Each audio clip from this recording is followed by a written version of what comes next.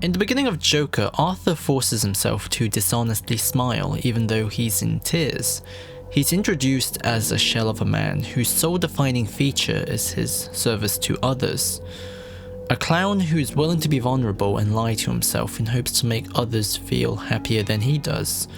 So immediately a gap is established between who Arthur is and where he fits in the wider social landscape. He's a person with effectively no honest emotional authorship in his own identity. Instead, he's just defined purely by the behavioral norms and guidelines that are conditioned into him. As Scott and Marshall defined, norms are a shared expectation of behavior, and sharing is the value that is actively crushing Arthur. Can you please stop bothering my kid? He's a man whose smile, whose occupation, whose motivation and imagination is all shaped by how he can facilitate other people, but not himself. And this incredibly one-way dialogue between the individual and with society is something that Joker examines. So the purpose of this essay is to map out a bunch of different ideas surrounding the meaning of Arthur's change in identity, from the effects of daydreams to trauma to his relationship with the wider collective imagination. So prepare to be lost from my pretentious ramblings and incoherent stream of thoughts, guys.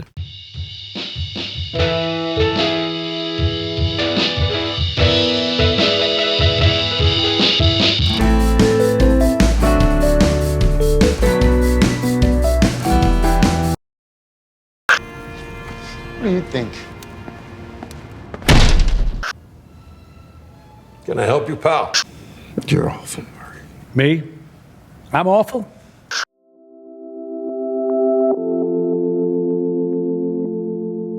Arthur's character is defined by his inability to communicate because he's naturally not assertive, and his uncontrollable laughter causes people to not even want to talk to him, so he's a completely isolated individual. I live right here in the city with my mother.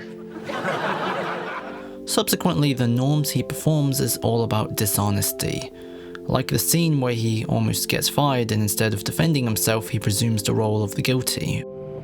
If you don't return the sign, I gotta take it out of your paycheck. Are we clear? Or with the scenes with the therapist, who's not really listening but is just going through the motions. Arthur, last time I asked you to bring your journal with you for these appointments. Can I see it? Expected behavior has displaced out human empathy in this world, and as a result, as an individual, everyone is just a cog in this community machine that is all about sustaining a sense of decaying safety. So how does imagination develop without the ability to communicate or even carry the self honestly? There's 3 things that Arthur has that feels authentic. Why did I write that knowing that I have a list? His relationship with his mom, who's the sole sense of continuity in his life, because her love is the only love that's there for him. And then there's Sophie, who's important because she's the only person in the entire story to instigate an interaction with him, sincerely. Awful, Mom. Right, Mommy? And even though she's an illusion afterwards, she's only present when he tries to chasing his dreams. She's like a representative of his connection with the wider world and how he would want it to see him. The final and the most important is dancing, which is Arthur at his most characteristically naked, because expression without words, without expectations of feedback, is the only means that he has to articulate himself honestly. It's joy without the need for affirmation from others, and its expression unfiltered by the presence of others. All these corners of Arthur's identity fit together to show that his entire private life fits into an emotional gap, if you will, a personal imagination where loneliness is filled in by his daydreams. That was great, Arthur. Thank you. I mean, I loved hearing what you had to say. It made my day. Thanks, Murray. You see all this, the lights, the show, the audience, all that stuff. I'd give it all up in a heartbeat to have a kid like you. Daydreams are a private universe that escapes the logic of rationality because it occupies a space in our expectations, and to a large extent it also governs our lives. In the essay Between Reality and Imagination by a whole list of people I'll struggle pronouncing, they argued it's hope as an emotion that channels the future and future actions by foreclosing them, limits the future to a present imaginary. How we imagine hope is tied to our sense of distance, and Arthur's sense of continuity has basically no length to it because he's so alone. The only expectation he has is the cruelty of Gotham, and the only imagination that governs his life is the attempt to smile at it and try and make it better.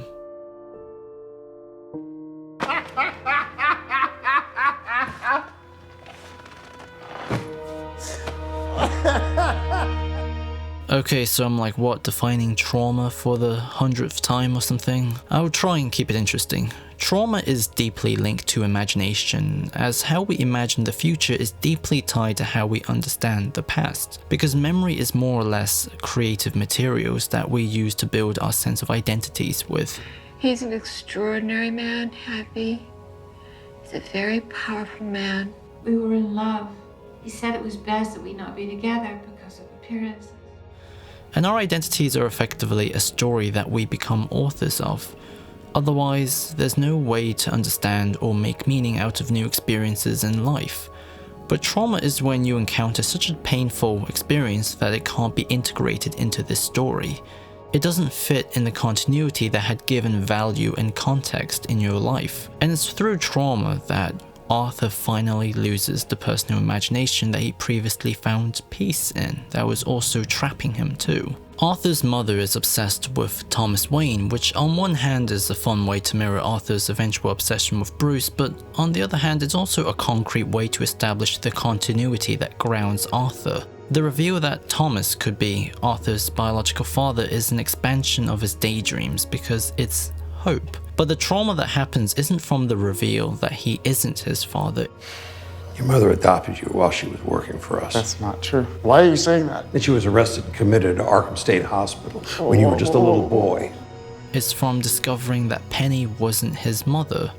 Because not only does Arthur lose his capacity to imagine an improved future, but he can't imagine the same future at all now. He can't return to something. I used to think that my life was a tragedy, but now I realize it's a fucking comedy.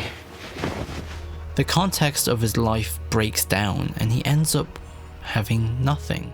What makes the reveal so interesting though is that by revealing he was adopted, this means Arthur can't trust or even process any true memories anymore.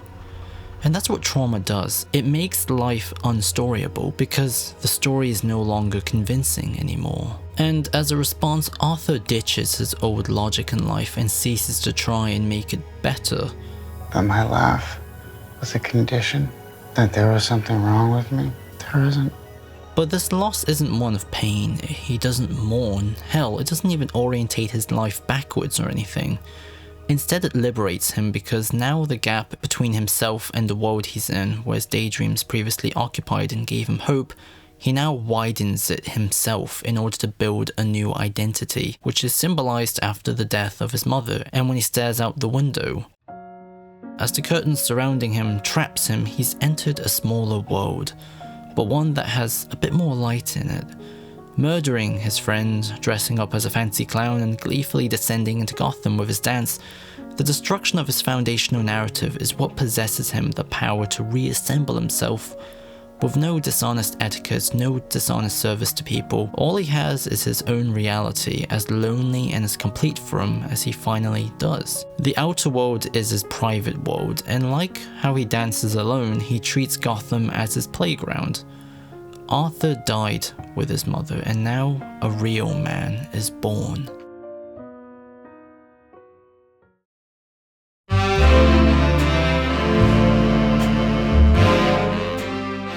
The Joker, in quotation marks, in the story is a battleground of imagination.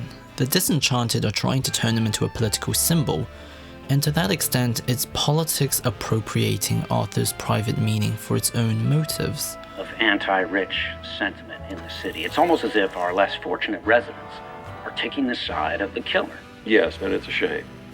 It's one of the reasons why I'm considering a run for mayor.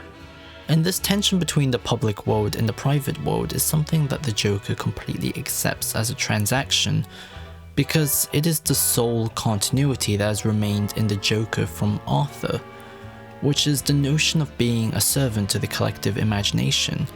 But this time the masses have now projected nothing but nihilism, misanthropy, and impotent rage into his expectations, into the norms and expected guidelines around him. And the Joker accepts it all. He finds power in this, and thus transforms the entirety of Gotham as his own private world. Because now he knows if he dances, he'll be rewarded. Everyone becomes who he imagined Sophie to be. The Joker is a title for this new imagination, a collective daydream, if you will. So it's fitting that the Joker is thrown into Arkham Asylum, because this is the place where Gotham tries to end this imagination, as it did for Penny and as it does for this new misanthropic world. This white universe of tight corridors is a pit, in a way, where dishonest and simplistic morality reassert themselves into the meaning of people. Joker knows that all of this is deeply superficial, and these norms only hollows out authenticity, so instead of pretending to play along for the comfort of his therapist, he honestly declines. Do you want to tell it to me? Which ties back to his early appointment, and it also is the film at its most artistically naked, because the story envisions meaning making as a deeply private process, but who owns that meaning will always bring violence. It clouds our daydreams, our traumas, and even our imagination. Therefore, the only way to solve it is to not communicate it, not to surrender to the collective imagination, because otherwise you become a servant to it. Which is deeply nihilistic, but it's also somewhat optimistic, because it shows us a new horizon to human identity that doesn't correspond with the preconceived limits of the collective. Instead, it shows that individuals can be more. And that's where Batman comes in. His birth is a response to Joker's new world. Similar to how Arthur responded to his world, Gotham is now a place of honesty, as brutal, as ugly, and eroding as it truthfully is. And Batman will become a new smile in a world that won't smile back, because, like the Joker, he will inspire a new imagination because of it.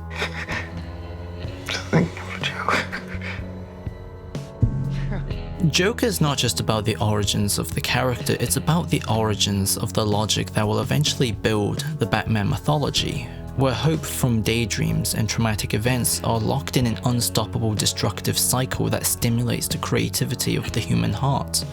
And that is all symbolically encapsulated by the end, where Joker runs back and forth in the corridor like a cartoon. This is what his life will be in the wider mythology. A back and forth, a cycle of failure that leads to no other development but the nihilistic rupture of a laughter that shines a hole.